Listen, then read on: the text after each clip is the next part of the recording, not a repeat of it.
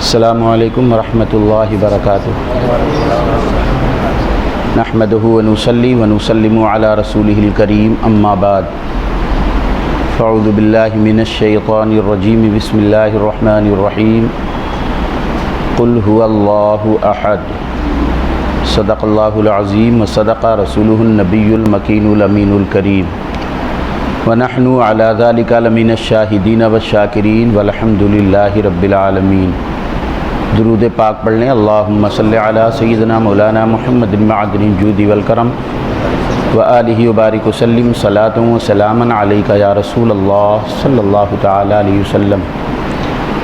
حضرات، اللہ تبارک و تعالی کا لاکھ لاکھ احسان عظیم ہے کہ اللہ نے ہمیں انسان بنایا، پھر مزید اس کا احسان یہ کہ اللہ نے ہمیں مسلمان بنایا،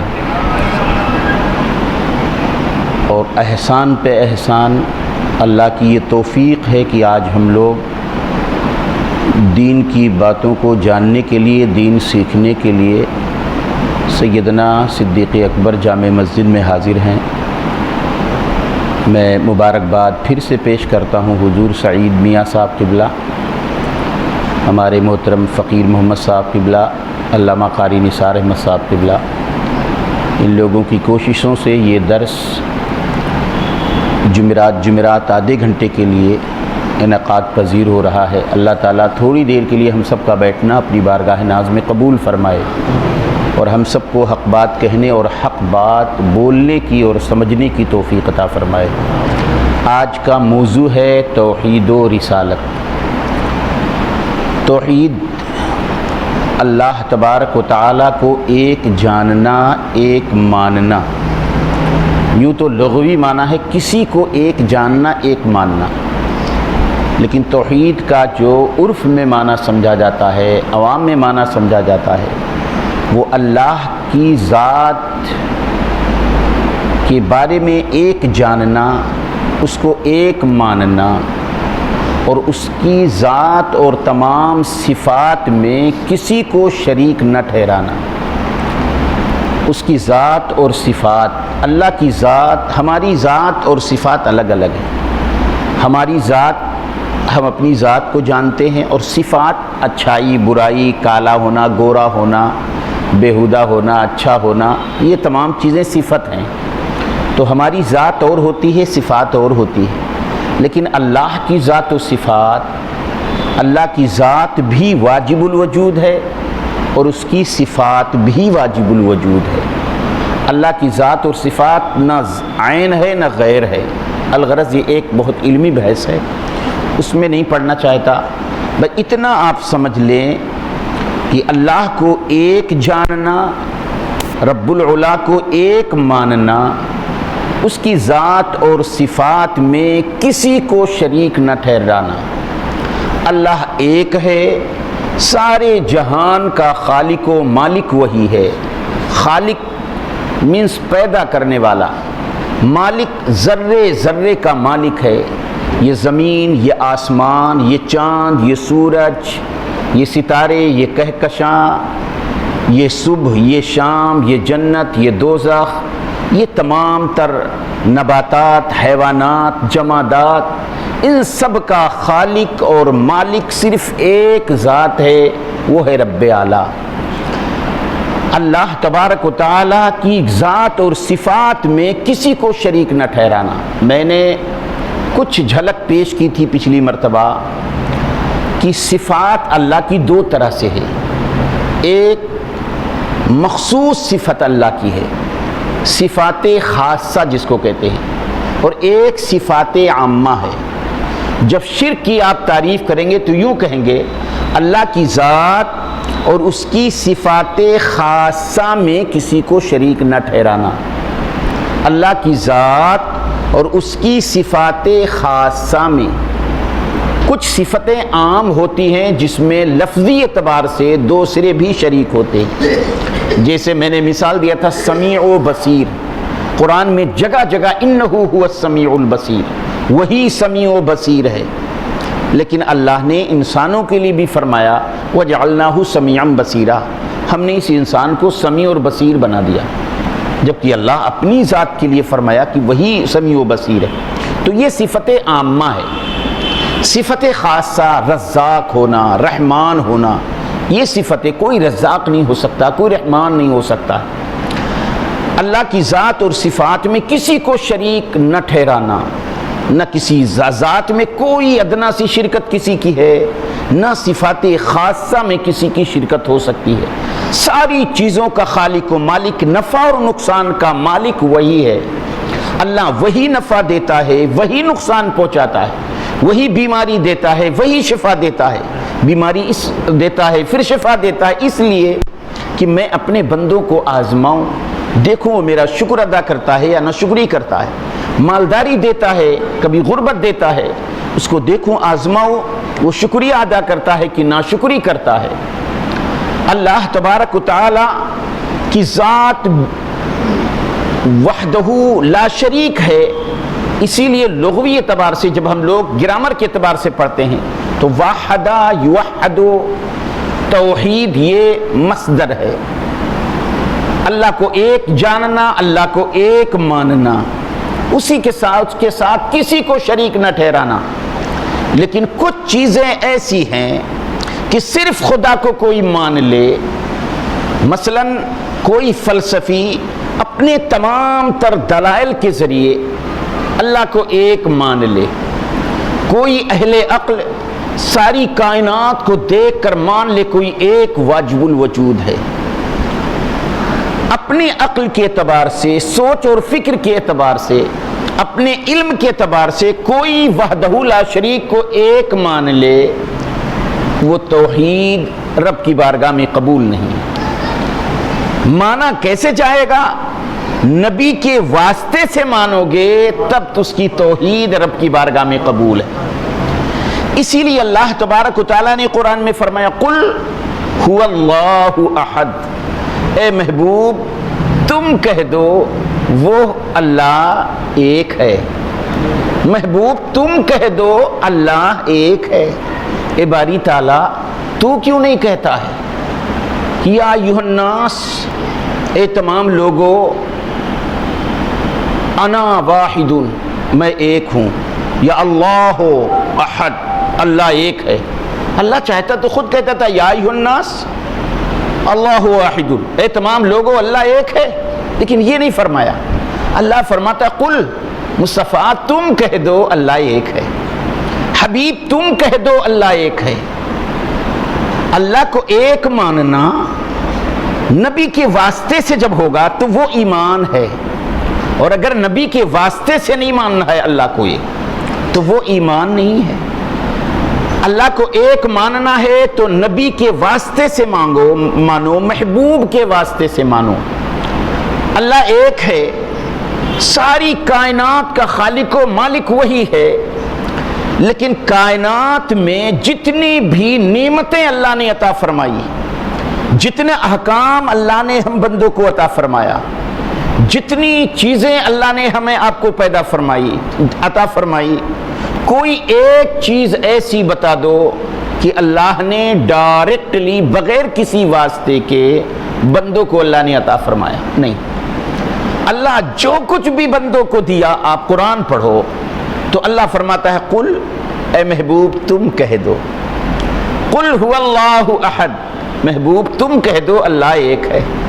قل اعوذ برب الفلق، محبوب تم کہہ دو فلک کے رب کی قسم۔ قل اعوذ برب الناس، محبوب تم کہہ دو۔ قل یا ایھا الکافرون، محبوب تم کہہ دو اے کافرو۔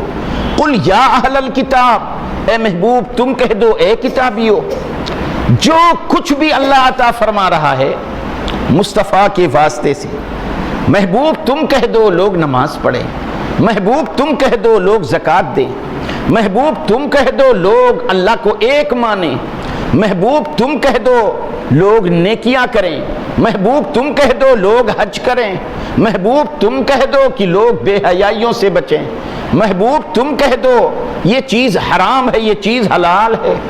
جو بھی چیز کا دینا ہوا اللہ اپنے بندوں کو تو محبوب کے واسطے سے دے رہا ہے۔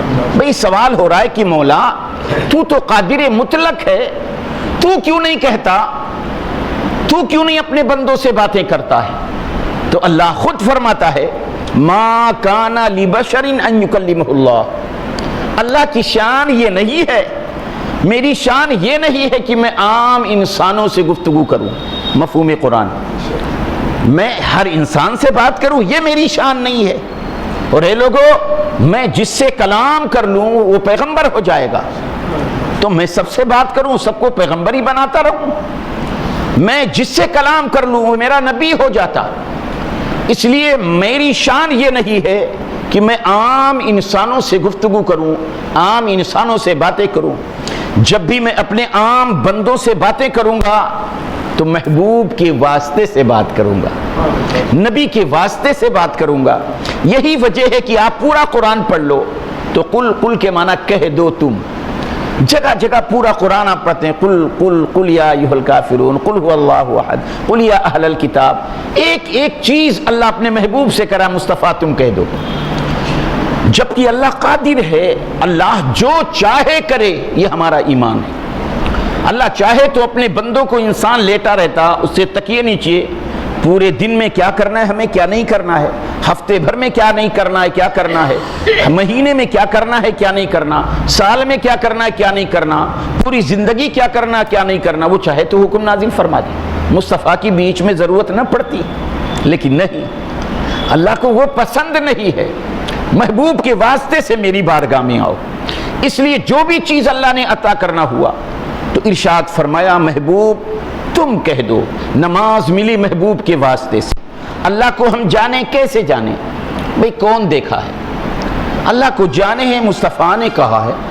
بھئی اب سب کہتے اشہد ان لا الہ الا اللہ، میں گواہی دیتا ہوں اللہ کے سوا کوئی معبود نہیں۔ بھئی آپ کیوں گواہی دیتے ہو؟ آپ نے دیکھا اللہ کو؟ تو کہنے نہیں، میں نے تو نہیں دیکھا۔ پھر کس نے دیکھا؟ فلاں نے دیکھا ہے، ہمارے پیر صاحب نے۔ پیر صاحب سے پوچھئے آپ گواہی دیتے ہیں اللہ ایک ہے، آپ نے دیکھا ہے؟ بھئی گواہی کس کی آپ دیں گے؟ دیکھ بے نہ کہ وہ کہہ دیں گے ہم گواہی دیتے ہیں۔ نہیں، ہم نے فلاں بزرگ سے سنا ہے، آپ نے دیکھا ہے؟ بزرگ کہیں گے نہیں، میں نے فلاں سے سنا ہے۔ آدم آپ نے دیکھا ہے؟ آدم علیہ السلام کہیں گے نہیں۔ زکریا آپ نے دیکھا ہے؟ سلیمان آپ نے دیکھا ہے؟ سب کہیں گے نہیں، سب ملا کر کہیں گے ہاں وہ تو دیکھا ہے، نبی محترم صلی اللہ علیہ وسلم نے دیکھا ہے۔ ایک دعویٰ ہے اشہد ان لا الہ الا اللہ، ایک دعویٰ ہے لا الہ الا اللہ۔ یہ دعویٰ کورٹ میں ایک دعویٰ آپ پیش کرتے ہیں، پھر دعوے پر کبھی بحث نہیں ہوتی۔ کورٹ کچہری اللہ نہ کرے کبھی ضرورت پڑے آپ کو، کورٹ میں جاتا ہے، ایک مرتبہ دعویٰ دائر کر دیا گیا، اب 1 سال 1 مہینہ 2 مہینہ 4 مہینہ 1 سال 10 سال 20 سال 50 جو بھی مقدمے چلیں گے، صرف گفتگو شہادت پر ہوتی ہے، گواہی پر ہوتی ہے۔ دوبارہ پھر دعوے پر گفتگو نہیں ہوتی ہے، دعویٰ تو دائر ہو گیا، اب جتنی جرح و قد ہوگی سب شہادت پر ہوتی ہے۔ اگر شہادت تام ہو گئی، شہادت مکمل ہو گئی تو دعویٰ مکمل ہو جاتا ہے، اور اگر شہادت میں جرح و قد کہیں کچھ لچک ہے تو پھر دعویٰ مکمل نہیں مانا جاتا ہے۔ سال 2 سال پوری زندگی مقدمہ چلتا رہے لیکن دعوے پر جرح نہیں ہوتا، دعوے پر اب بحث نہیں ہوتی، صرف شہادت پر ہوتی۔ اللہ کی قسم لا الہ الا اللہ یہ ایک دعویٰ ہے۔ اب جو بھی گفتگو ہوگی شہادت پر، اور شہادت کس نے پیش کی؟ میرے آقا صلی اللہ علیہ وسلم نے۔ اس لیے ساری کائنات کے لیے ضروری ہے صرف شہادت پہ گفتگو کرے، رسول معظم پر گفتگو کرے، نبی پاک کی عظمت اور شان پہ گفتگو کرے۔ سارے انبیاء نے کہا باری تعالیٰ میں کیا کروں؟ اللہ نے فرمایا میرے محبوب کی تعریف کرتے رہو، مصطفیٰ کی تعریف کرتے رہو، شہادت کی باتیں کرتے رہو۔ ہر نبی کو اسی لیے حکم ہوا مصطفیٰ کی تعریف کرتے رہو، نبی کی تعریف کرتے رہو، نبی کی عظمت اور شان کو بیان کرتے رہو۔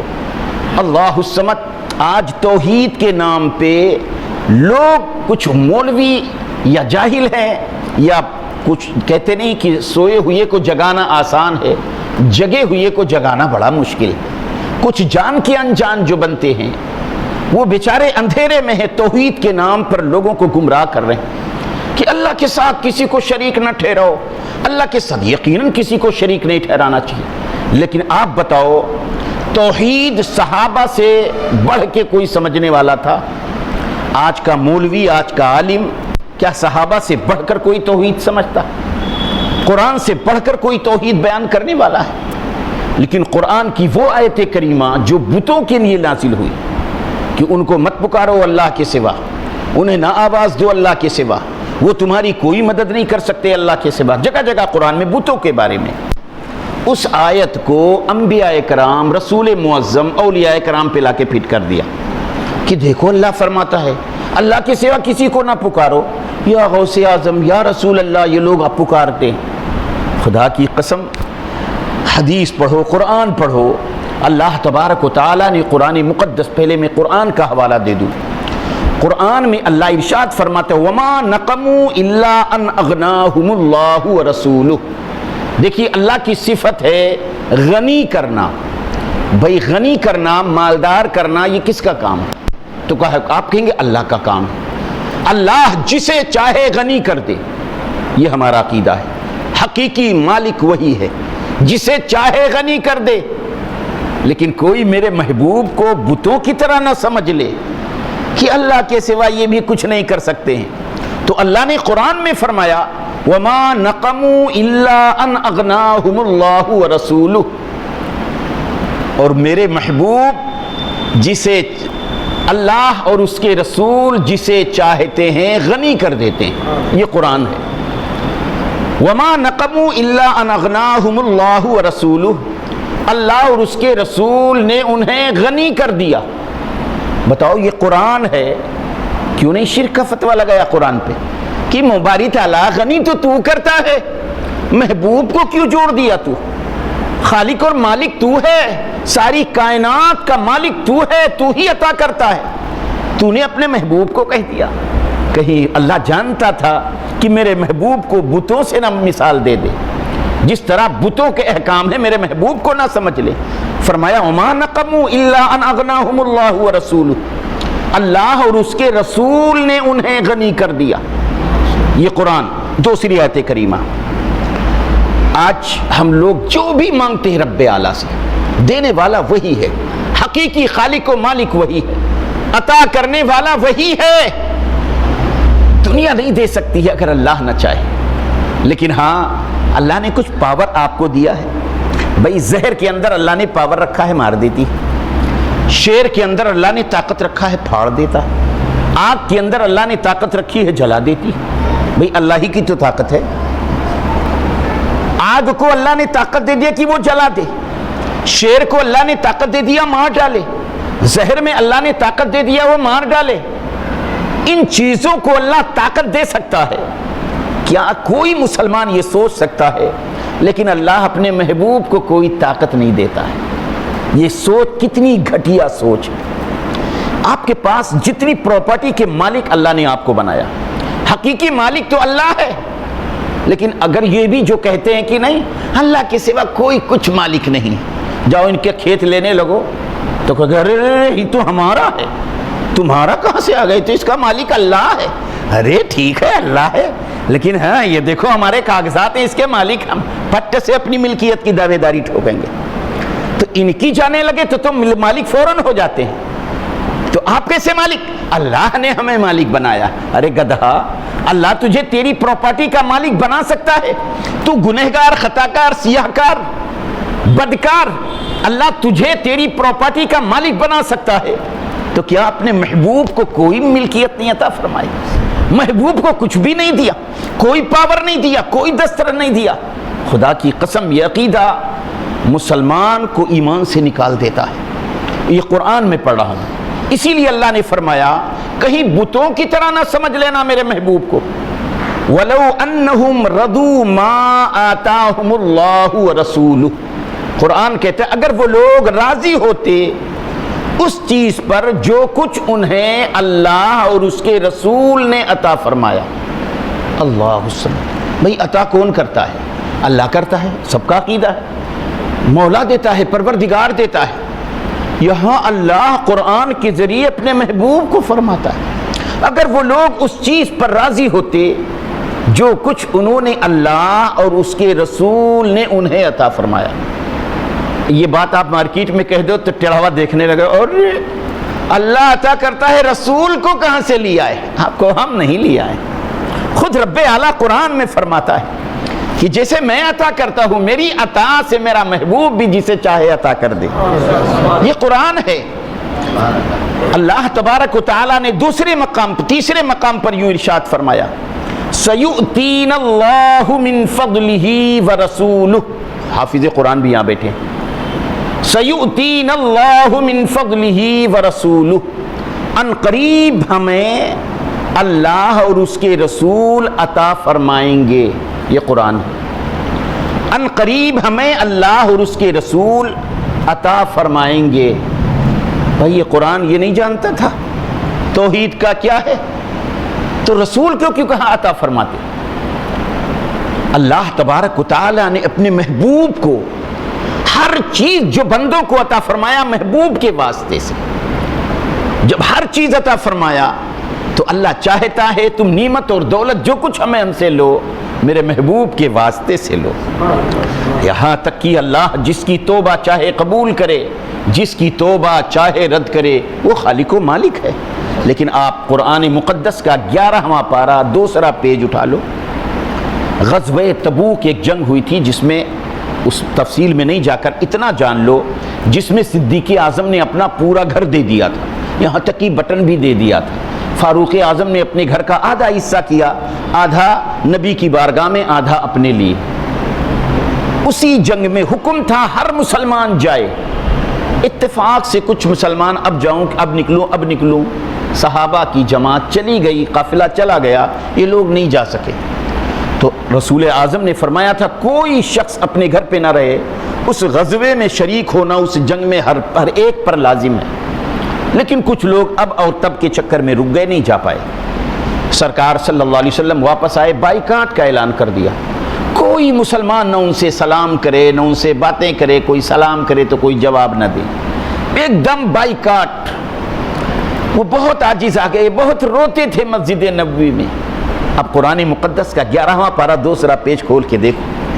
اللہ ارشاد فرماتا ہے خذ من صدقۃ تطہرھم بہا وتزکیھم. محبوب تم ان سے کچھ صدقے لے لو اور صدقے کے ذریعے انہیں پاک و صاف کر دو. پھر رب اعلیٰ کیا فرماتا ہے؟ وصلی علیہم. مصطفیٰ ان کے حق میں دعا کر دو. ہائے ہائے ہائے، یہ کیوں کہا رب اعلیٰ نے؟ بھائی قرآن فرماتا ہے پروردگار ہے دعاؤں کا قبول کرنے والا. بندہ جب گر گراتا ہے رب اعلیٰ اس کی دعا قبول کرتا ہے. یہاں لوگ رو رہے ہیں، بہت تیرے رو رہے ہیں، لیکن کوئی دعا قبول نہیں ہو رہی. تو رب اعلیٰ فرماتا ہے وصلی علیہم. مصطفیٰ تم ان کے حق میں دعا فرما دو. ہائے ہائے.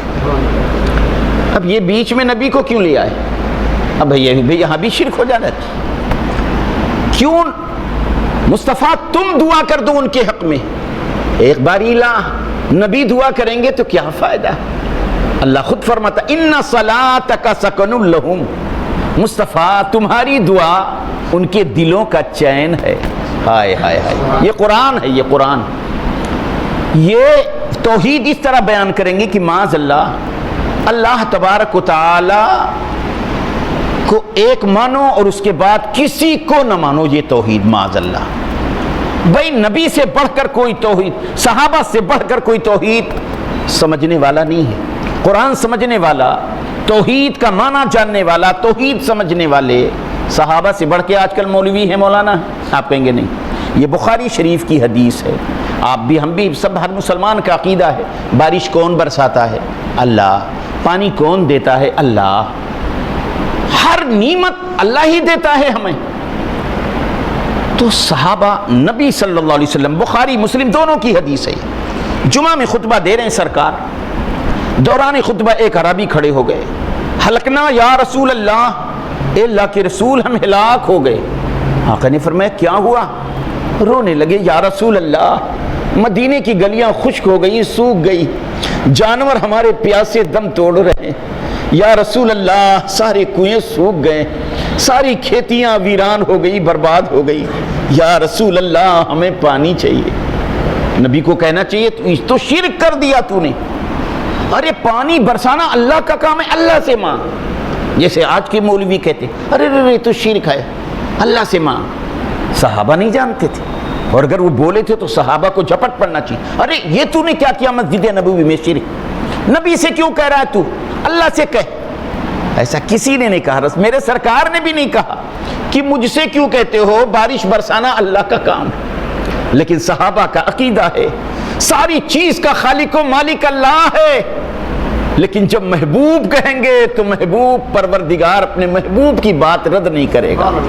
یہ صحابہ کا عقیدہ، اور یہی عقیدہ ہم مسلمانوں کا ہے۔ خدا کی قسم بخاری مسلم اٹھاؤ، اللہ کے حبیب نے ہاتھ اٹھا دیا، اللہم امطر علینا مطرا غدیرا، اے اللہ ہم پر موسلا دھار بارش نازل فرما۔ جمعہ کا دن ہے، صحابہ کہتے ہیں، راوی کہتے ہیں بارش شروع ہو گئی فوری طور پہ، اور بارش جمعہ پورا دن بارش ہوتی رہی، سنیچر کے دن بارش ہوتی رہی، اتوار آ گیا بارش ہوتی رہی، دوشنبہ آ گیا بارش ہوتی رہی، منگل آ گیا بارش ہوتی رہی، بدھ آ گیا ابھی بارش نہیں بند ہوئی، جمعرات آ گیا بارش نہیں بند ہوئی، جمعہ آ گیا ویسے موسلا دھار بارش ہو رہی۔ پھر نبی مسجد نبوی میں خطبہ دے، مسجد نبوی میں نہیں، گیٹ نمبر 6 کے سامنے مسجد غمامہ ہے، مدینہ شریف جو ہمارے بھائی گئے ہیں عمرہ یا حج کے لیے، گیٹ نمبر 6 کے سامنے اب حضرت سیدنا ابو بکر صدیق مسجد ہے، اور اس کے بغل میں بالکل 6 نمبر گیٹ کے ٹھیک سامنے مسجد غمامہ کہلاتی، غمامہ کہتے ہیں بارش کو، اسی مسجد کا یہ واقعہ ہے، بالکل مسجد نبوی کے گیٹ نمبر 6 کے سامنے مسجد غمامہ۔ صحابہ کہتے ہیں کہ ایک جمعہ سے بارش جو شروع تو دوسرا جمعہ آ گیا، بارش نہیں بند ہوئی، اور سرکار صلی اللہ علیہ وسلم اسی مسجد میں خطبہ دینے کھڑے ہو گئے دوسرے جمعہ۔ پھر عربی کھڑے ہو گئے، ہلکنا یا رسول اللہ، اے اللہ کے رسول ہم ہلاک ہو گئے۔ آقا نے فرمایا اب کیا ہوا؟ پچھلے جمعہ کو آیا تھا کہہ رہا تھا ہم ہلاک ہو گئے، بارش نہیں، اب تو بارش ہو رہی ہے، کہ یا رسول اللہ اتنا پانی، ہمارے گھروں میں پانی، گلیوں پہ پانی، جانوروں کے بیٹھنے کی جگہ نہیں ہے، یا رسول اللہ ہماری فصلیں تباہ ہو جائے گی، یا رسول اللہ ہم پر بارش نہ ہو ہمارے کھیتوں میں ہو۔ بتاؤ ایسا کوئی عقیدہ رکھتا؟ خدا کی قسم صحابہ کا عقیدہ نبی کے تعلق سے کیا تھا؟ یا رسول اللہ مدینے میں بارش نہ ہو، کھیتوں میں ہو، آبادیوں میں نہ ہو، زراعت کھیتیوں میں ہو، بھئی ایسا ہو سکتا؟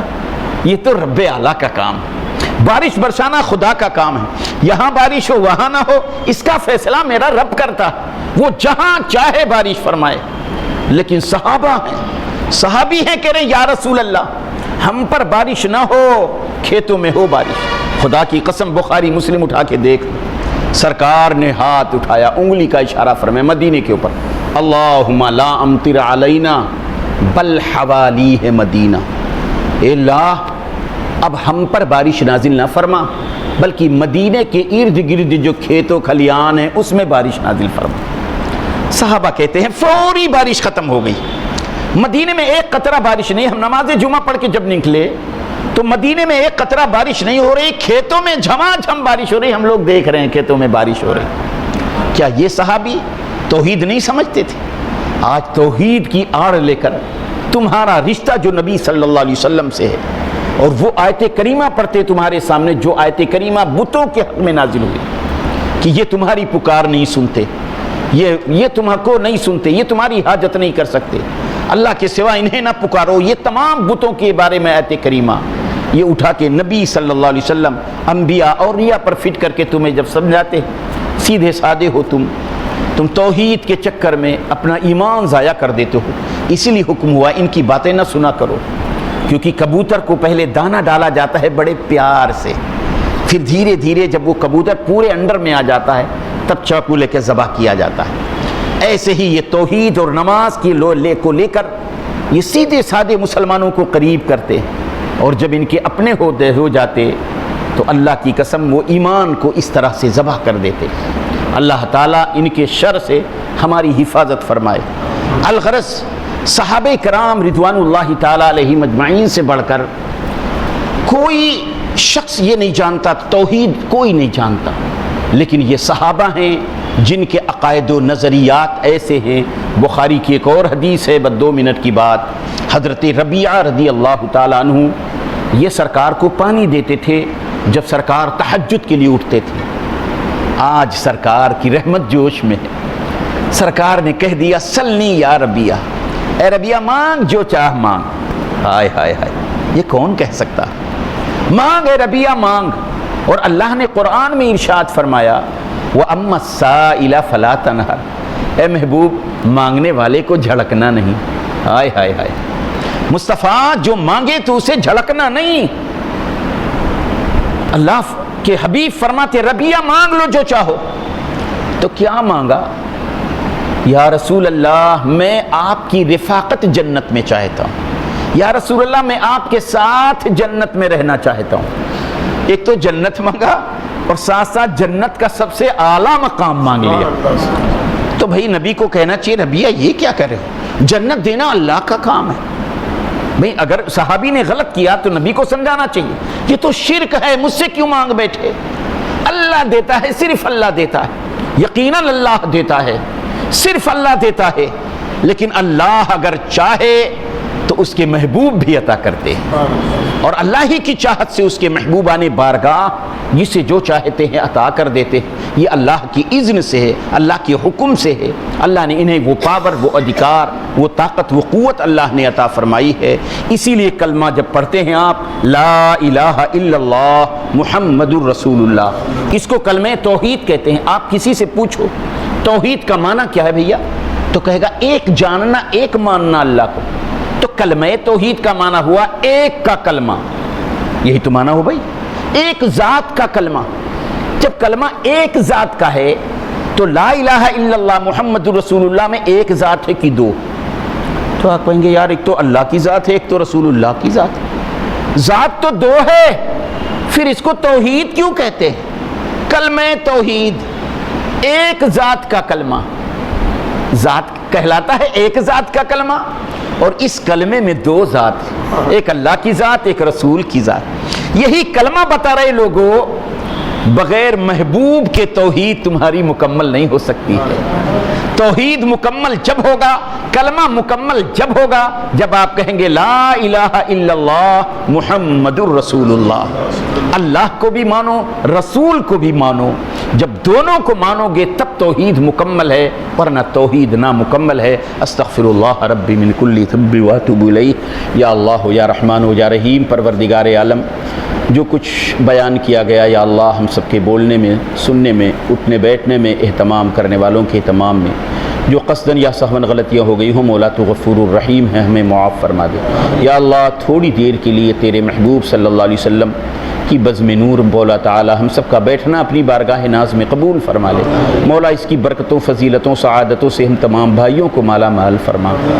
یا اللہ اس محفل نور کی برکتوں سے ہم سب کو دین و دنیا کی بے پناہ دولتوں، سعادتوں، برکتوں سے مالا مال فرما۔ یا اللہ ہم سب کی دنیا اور آخرت کو روشن و منور فرما دے۔ یا اللہ ہم لوگ جہاں کہیں رہیں مولا سب کو خوشحال شاد و آباد زندگی نصیب فرما۔ یا اللہ جامعہ مینائیہ، خانقاہ عالیہ مینائیہ کو دن دنی رات چوگنی ترقی عطا فرما۔ یا رحمان جو ابر یہاں سے اٹھے وہ سارے جہاں میں برسے۔ وصلی اللہ تعالی علی النبی الکریم وعلی آلہ وصحبہ اجمعین برحمتک یا رحمان۔